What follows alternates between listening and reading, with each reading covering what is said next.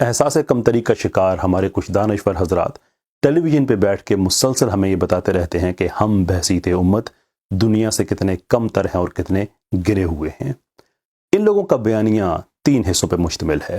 पहला ये कि बहसीत उम्मत ही हम दुनिया से बहुत पीछे हैं, लेकिन उम्मत को जब ये मजमूई तौर पे मलाइन करते हैं और इनकी तवज्जो अगर उन हक़ाइक़ की तरफ दिलाई जाए जिनमें ये चीज़ वाज़ेह है कि हमारा भी एक सुनहरी दौर गुजरा है जिसमें हमने दुनिया के बड़े बड़े दानश्वर पैदा किए हैं, बड़े बड़े फ़िलासफ़र्स, बड़े बड़े फ़िज़िसिस्ट, बड़े बड़े साइंसदान पैदा किए हैं, तो फिर ये पैंतरा बदल के 2 चीज़ें और कह देते हैं। पहली ये कि वो तो अरबों और तुर्कों की तारीख़ है, आप लोग कौन होते हैं, और दूसरी ये कि उनको भी तो 1000 साल हो गया है। इस वीडियो में हम इन तीनों चीज़ों को एड्रेस करेंगे। तो इनके बयानिए का पहला एलिमेंट कि हम बहसीत उम्मत दुनिया से बहुत पीछे हैं, और उसकी वजह यह है कि हम लोग करप्ट हैं, जैसा कि हमें बताया जाता है। अच्छा, यहाँ पे ये एक चीज़ मैं वाज़ेह करता चलूँ कि इनके नज़दीक दुनिया में अफ्रीका और साउथ अमेरिका इन चीज़ों को तो ये कंसिडर नहीं करते। इनके नज़दीक दुनिया से मतलब है वेस्ट, यानी कि हम मुसलमान उम्मत जो हैं बहसीत उम्मत, बहसीत एक तहज़ीब, हम इस वक्त जो मगरबी तहज़ीब है उससे बहुत पीछे हैं। क्वेश्चन इज़, किस चीज़ में पीछे हैं? साइंस में? तो इसका जवाब है बिल्कुल हैं, पीछे हैं जी। टेक्नोलॉजी में? बिल्कुल हैं। लेकिन इसके साथ साथ बहुत सी ऐसी चीज़ें हैं जिसमें हम ये समझते हैं कि हम पीछे नहीं हैं, इनफैक्ट हम काफ़ी आगे हैं, यानी कि हम इज्तमाइयत वाले लोग हैं, इनफरादियत पर यकीन नहीं रखते। आप किसी मुसलमान मुल्क में चले जाएं, किसी से पूछ लें कि आपके वालिद का क्या नाम है, तो वो बिला झिझक बता देगा। I am not entirely sure कि वेस्ट में ऐसा मुमकिन रहा है। जो यंगर एज के लोग हैं मैं उनकी बात कर रहा हूँ। सो इन अदर वर्ड्स, जब हमें ये बताया जाता है कि हम पीछे हैं, तो ये लाजमी सवाल बनता है कि हमें उस एस्पेक्ट के बारे में बताइए जिसमें हम पीछे हैं। बेहतरी की गुंजाइश बिल्कुल मौजूद है, लेकिन कम से कम अपने बयानिए को वाज़ेह तो करें। दूसरी ये बात कि ये जो हमारा ग्लोरियस पास्ट है, जो गोल्डन एज है, वो तो तुर्कों की है, वो तो अरबों की है, तो हम सब कॉन्टिनेंट के लोग उसे क्लेम क्यों करते हैं? मैं पूछना चाहूँगा अपने इन मुबैना दानश्वरों से कि जब आप कहते हैं कि वेस्ट दुनिया में बहुत आगे निकल गया है अपनी टेक्नोलॉजी और साइंस की वजह से, तो ज़रा मुझे बताएंगे कि लिख्टनस्टाइन की क्या कंट्रीब्यूशन है उसमें? And I am very sure कि हमारे इन दानश्वरों ने कभी ये नाम भी नहीं सुना होगा। लिख्टनस्टाइन यूरोप का एक छोटा सा मुल्क है।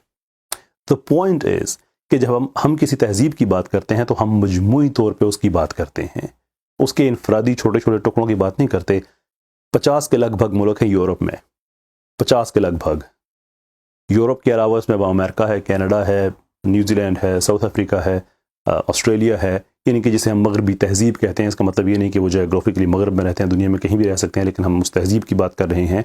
तो क्या सब के सब मगरबी मुल्कों ने यकसा तौर पर उसमें कंट्रीब्यूट किया हुआ है? And the answer is no. बस 5-7 मुल्क हैं जहाँ से टेक्नोलॉजी, जिनमें फ्रांस है, यूके है, कनाडा है, अमेरिका है, and that is it.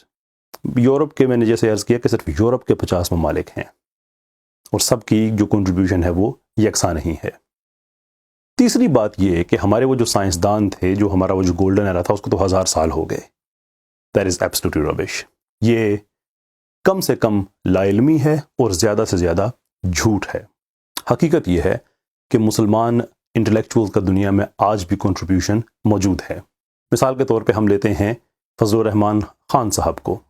Fazlur Rahman Khan को स्ट्रक्चरल इंजीनियरिंग का आइंस्टाइन कहा जाता है।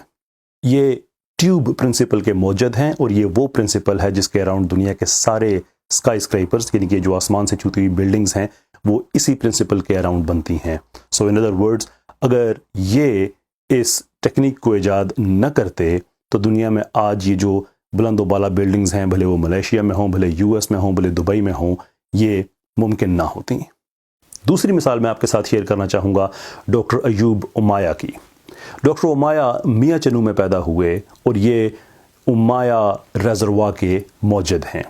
ये एक छोटी सी डिवाइस है जो इंसानी दिमाग पे नस्ब होती है और फिर इसके अंदर ट्यूब्स हैं जिनके ज़रिए ड्रग्स और अद्वियात इंसानी दिमाग तक पहुंचाए जाते हैं।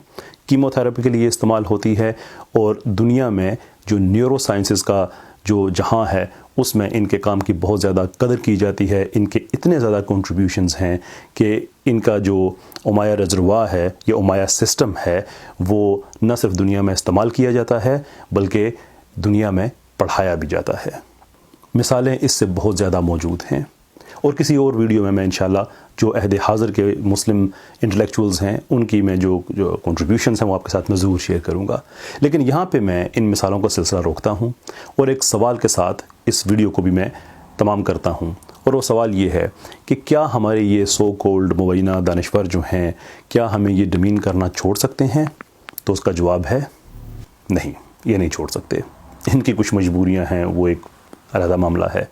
सवाल ये है कि उसके रिस्पॉन्स में हम क्या कर सकते हैं, और जवाब ये है कि हम तहकीक कर सकते हैं, हम जवाब दे सकते हैं। देखिए, दुनिया में कभी भी बुराई इसलिए नहीं फैलती कि वो अच्छाई से मजबूत हो जाती है, बल्कि वो इसलिए फैलती है कि अच्छे लोग खामोश होकर घरों में बैठ जाते हैं। It is our job, it is my job, it is your job कि हम भी तहकीक करके ना सिर्फ जो हमारा कंट्रीब्यूशन है वो इनके सामने रखें, बल्कि साथ साथ अपना भी कंट्रीब्यूशन दुनिया में पेश करें। बहुत बहुत शुक्रिया आपका। अस्सलाम वालेकुम।